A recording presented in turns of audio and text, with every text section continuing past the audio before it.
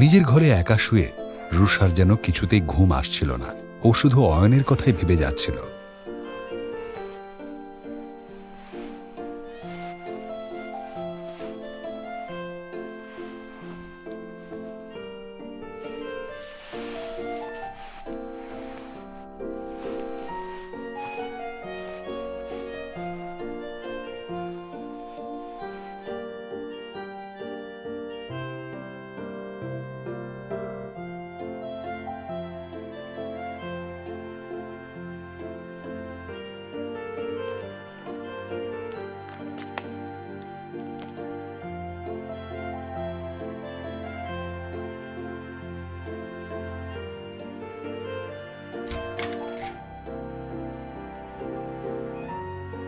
তুমি কিছু লাগবে নাকি তোমার?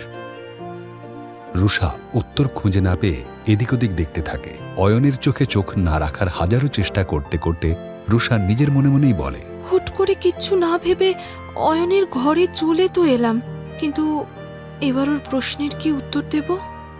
আসলে আমার ঘরের লাইটটা না খারাপ হয়ে গেছে।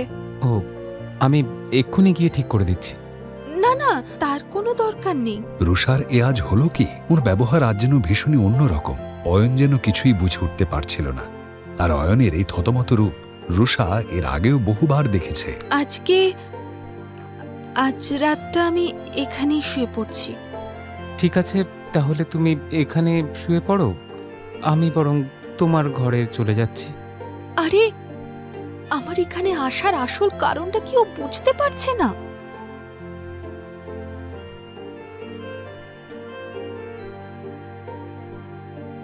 আমরা একসঙ্গে এক ঘরে ঘুমোলে কি প্রবলেম? হ্যাঁ, তবে রুষা এখনো নিজের মনে অতটা সাহস জুগিয়ে উঠতে পারেনি যে এই প্রশ্নটা জোরে জোরে করবে। সেজন্য ও বলল, না দেখো, আমি তোমাকে বিরক্ত করতে চাই না, তুমি এখানেই শুয়ে পড়ো। আরে তুমি বেকার এত চিন্তা করছো রুষা। একটা বাল্ব ঠিক করতে কি এমন কষ্ট হবে? আমি গিয়ে বাল্বটা ঠিক করে দেব, তারপর সোফাতেই ঘুমিয়ে পড়বো। তুমি নিশ্চিন্তে আমার খাটে শুয়ে পড়ো। অয়ন, এসবের দরকার নেই। বাল্বটা ঠিক করতে হবে না? রুষা একেবারে হতাশ হয়ে অয়নকে বলল, রাত্রিবেলা বাল্বের কি দরকার? তুমি শুয়ে পড়ো। Good night.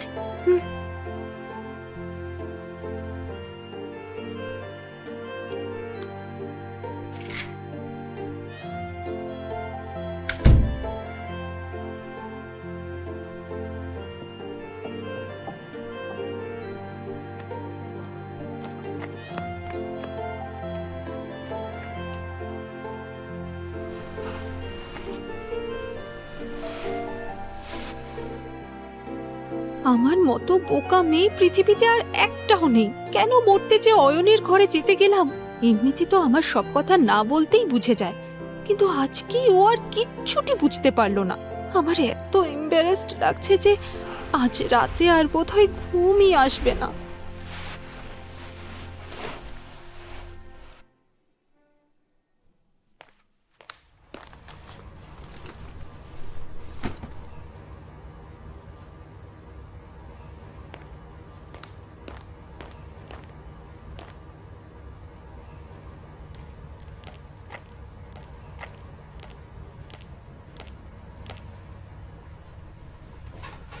রুষাকে অফিসে পৌঁছে দিয়ে অয়ন অফিস থেকে বেরোতেই যাচ্ছিল।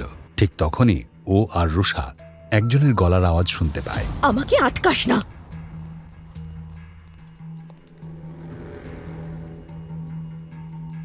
অয়ন, আজকে তুমি তোমার বউয়ের ফেরারি স্পোর্টস কারটা করে আসোনি? আমি তো ভাবলাম এবার থেকে রোজ রুষা ওই গাড়িটা করেই অফিস আসবে। সায়নের কথা বলার ভঙ্গিমা থেকে এটুকু স্পষ্ট বোঝা যাচ্ছিল যে ও অয়ন এবং রুষাকে অপমান করার জন্যই এসেছে।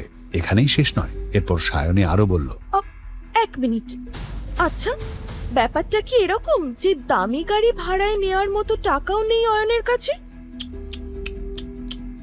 শুনতে থাকুন এই গল্পটি শুধুমাত্র পকেট এফএম এ। লিঙ্কটি রয়েছে ডেসক্রিপশনে।